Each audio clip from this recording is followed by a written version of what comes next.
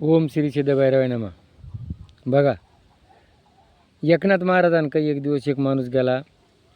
अहो म्हणे महाराज, आमच्या घरामध्ये सारखे भांडणं होतात, झगडे होतात, आणि तुमच्या घरामध्ये तुमची नवरा बायको, तुमचा मुलगा, तुम्ही आहे, आणि तुम्ही भांडण करते नाही. मग म्हण आता काय करायचं. मग तुम्ही देवाला विचारा बा. बरं म्हण, तुम्ही एकाग्रतेला विचारलं, मी देवाला विचारील. दुसऱ्या दिवशी आला म्हण, देव काय म्हणला, म्हणून तू सोमवारी मारणार आहे. बरं म्हण, बस. मग आता सोमवारी मारणार आहे म्हटल्यानंतर तो घरी गेला. त्याने 8 दिवस भांडणंच केले नाही, भांडणं झगडे काहीच केले नाही, आणि तो सोमवारी काय मेला नाही. तो मंगळवारी आला, आणि मंगळवारी काय म्हणतो, का हो म्हणू, तुम्ही तर म्हणले तू मारणार आहे, मी तर मेलो नाही. बरं, मग तू 8 दिवस काय केलं. म्हणे मी 8 दिवस आहे ना कोणाचीच भांडलो नाही, काही नाही काही नाही.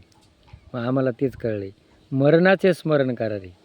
बघा, तुमच्या घरात तुम्हाला मन शांती जर पाहिजे असेल, आणि तुम्हाला एकाग्रता पाहिजे असेल, तर पंढरपूर, देहू, जेजुरी इतर ठिकाणी काही द्यायची गरज नाही. एखाद्या माणसाची मौत आली, एखाद्या माणसाच्या मौतीला 10 वेळेला तुम्ही जा. ज्या वेळेला तुम्ही मौतीला गेल्यानंतर तुम्हाला तुमचं मन शांत होईल. या जगात आपण आलो आहे, या जगात आपण काही आणलं नाही, या जगात काही न्यायचं नाही. मग ज्या वेळेला माणसाचं जे मन आहे ते स्थिर होतं.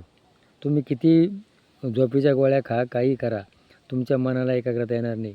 पण ज्या वेळेला तुम्ही मौतीच्या ठिकाणी जाल, त्यावेळेला हा माणूस गेला, आणि आपल्याला जायचं आहे. एक मरे त्याचा दुजा शोक वाये, अकस्मात तोही जाणार आहे.